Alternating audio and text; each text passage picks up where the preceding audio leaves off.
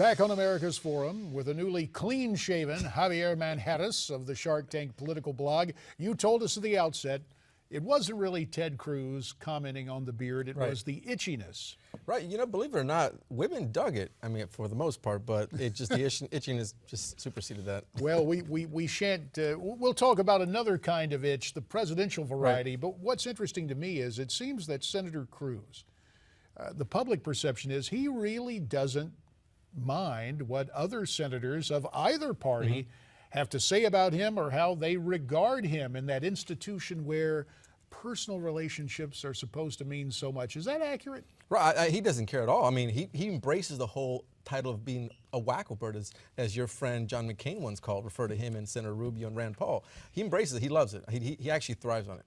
And yet there are some areas where I would imagine there is broad agreement between the rank and file in the Republican Party, perhaps not with the aforementioned John McCain, but with most folks in the Republican Party, and that includes the whole notion of this recently released report from the Democrats serving as staffers for the Senate Intelligence Committee, what we call now in shorthand the Senate CIA report. Let's take a listen to what Senator Cruz had to say, and we'll get some more of your thoughts, Javi, on the other side.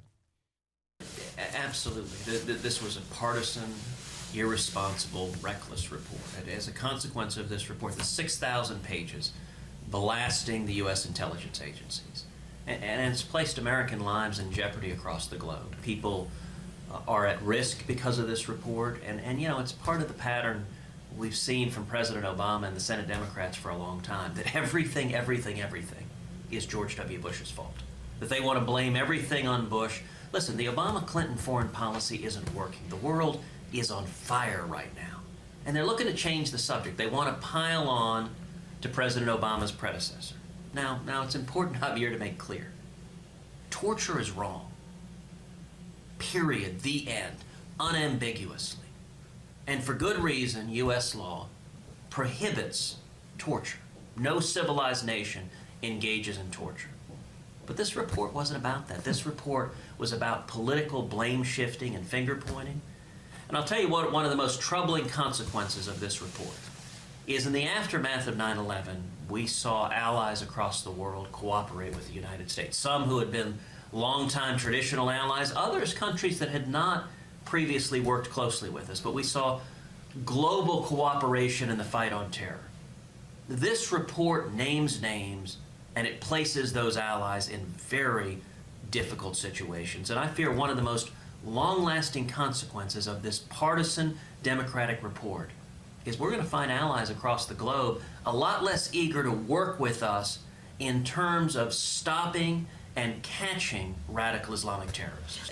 I don't serve on the Intelligence Committee. I haven't seen the evidence one way or another. Civilized nations don't engage in torture. We need to be vigilant protecting this country, but torture is not necessary to get there. But this was not about changing our practices. The law was changed in 2006 to make clear that the United States would not engage in practices that could be characterized as torture. That was the right decision to do. This isn't about that. This is 8 years later, this is all about finger pointing because the Democrats want to distract from the failed Obama-Clinton foreign policy. Said it twice there. I know he was talking about the report, but to my ears, what stood out, the description, the Obama-Clinton foreign policy. He's been linking them together because, look, Hillary in 2016, she's supposed to be the heir apparent to the Republican presidential nomination, and he is considering a run. Well, the curious thing to me is you say he's considering a run. I know everybody loves to leave their options open, but when you finished your close to an hour with him. When you walked out of there, did your political instincts tell you that, hey, here's a guy who's going to run in 2016? Well, yeah, considering the fact that he's also writing a book, and most presidential candidates tend to release a book the year they announce for their presidency or any candidacy.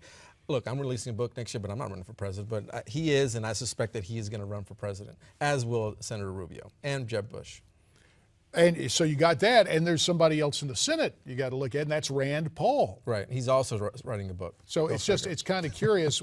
Look, I don't mean to get things going, but one can almost envision a scenario where You hear Ted Cruz talk about a Obama, Clinton, Rand Paul foreign policy. I know about the 11th commandment and all that, but one could see that case being made. At any rate, more of your interview with Senator Cruz, specifically on Hillary Clinton and Benghazi, when we continue here on America's Forum.